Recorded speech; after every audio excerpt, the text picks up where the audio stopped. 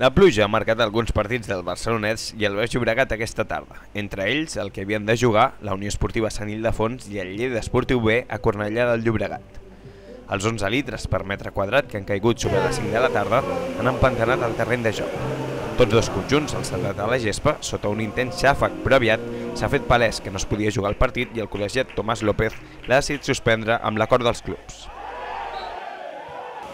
Nosaltres li hem comentat la possibilitat de suspendre el partit d'inici, estàvem d'acord els dos clubs, però he dit que quedava una hora per començar i que volia esperar.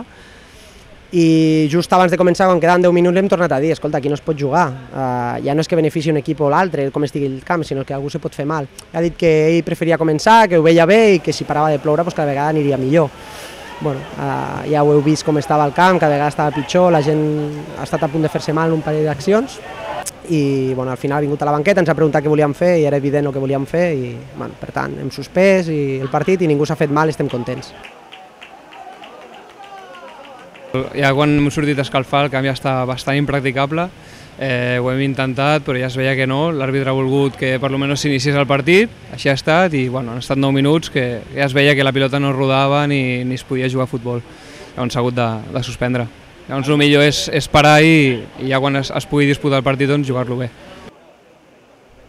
A més del Sant Ildefons Lleida B també han quedat ajornats altres partits del grup com el Gramenet Montcada i el Júpiter Avià.